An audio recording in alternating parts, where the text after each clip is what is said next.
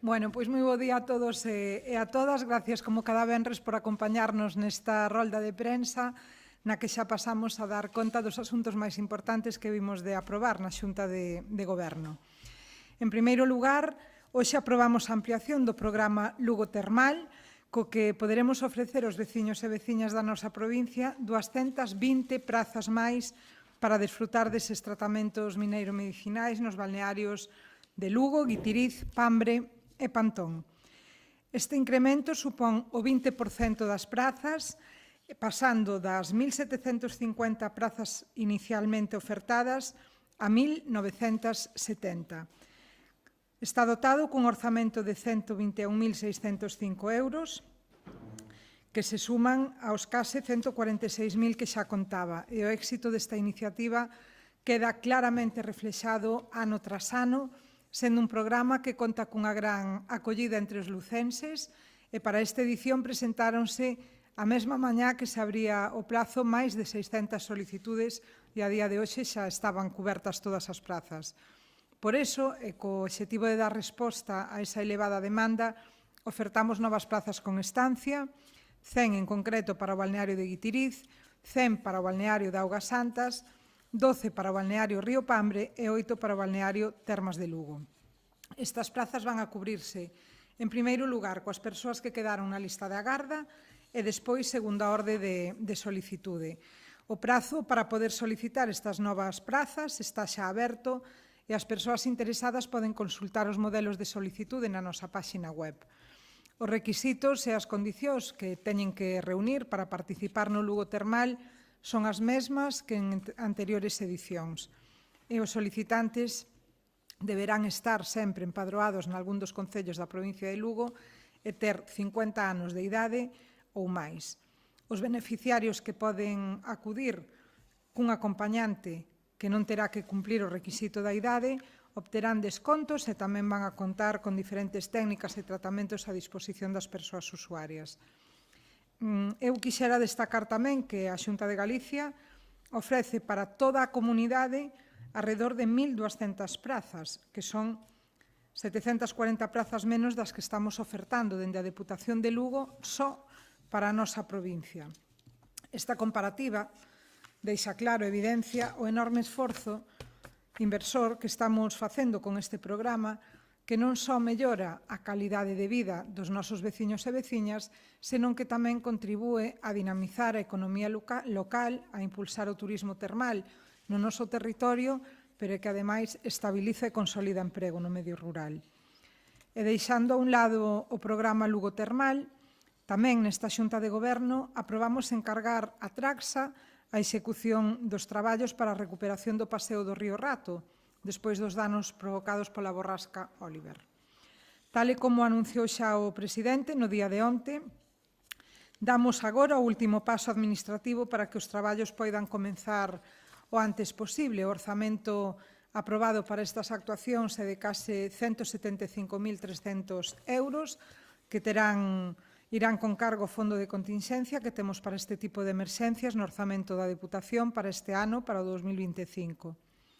E o prazo de execución das obras contará con un máximo de 3 meses dende que se comencen, polo que se todo avanza segundo previsto, en setembro este espazo volverá a estar a disposición para o conxunto da veciñanza. Estamos actuando coa máxima dilixencia posible porque somos plenamente conscientes de que este é un espazo público que ten unha gran importancia ambiental, educativa, pero tamén social para a veciñanza. E debido á natureza das obras e tamén á urxencia das mesmas, decidimos encargar estes traballos á empresa pública Traxa, que, como sabedes, é medio propio da Diputación, polo tanto, podemos axilizar a tramitación.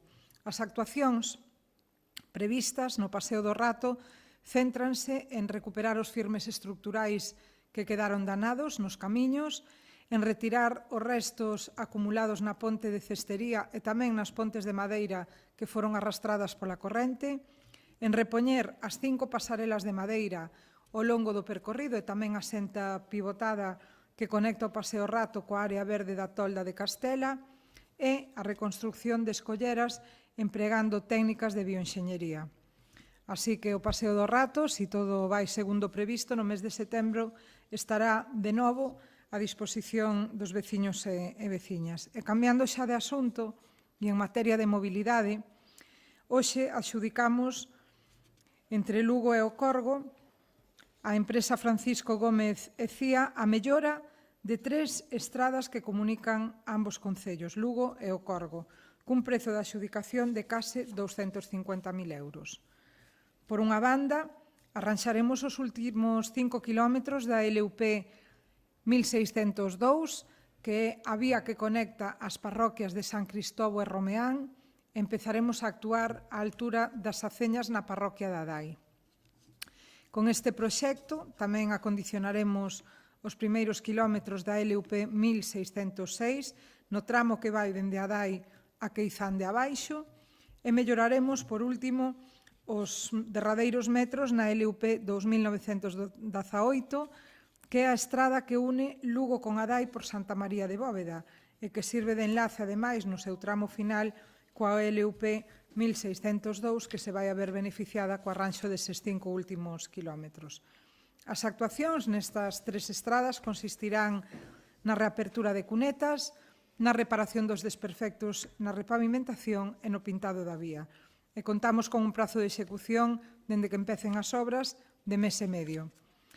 E tamén adxudicamos hoxe por case 80.000 euros as obras para rematar o acondicionamento da antiga sede da Sociedade Extinguida de Suplusa, situada na Rúa San Marcos, número 11, en frente do Pazo de San Marcos, en frente da Diputación.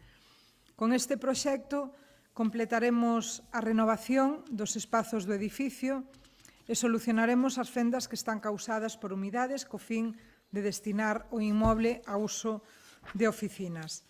O edificio consta dunha planta soto que xa está totalmente rematada.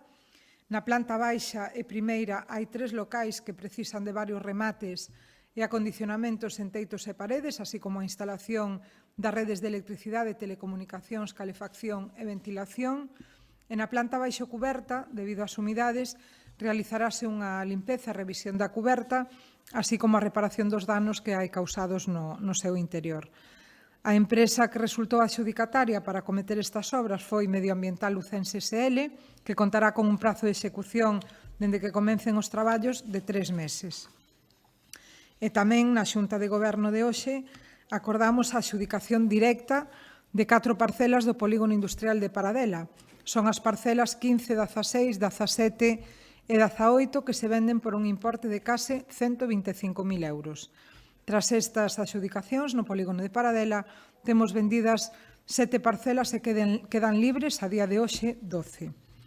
E xa por último, e para rematar, dicirlles que aprobamos o último trámite administrativo para o pago de subvencións por un importe de 18.000 euros a 3 entidades que resultaron beneficiarias do programa para a dotación e mellora de servizos comunitarios que impulsamos dende a Deputación de Lugo. Son as seguintes: a Comunidade de Montes Veciñais Sierra Mirandela Paleira, a Rivas Albaranes e Caxigueira de Castroverde, que vai a recibir 6.000 euros para poder axardinar e rehabilitar a terceira parte do muro antigo da igrexa.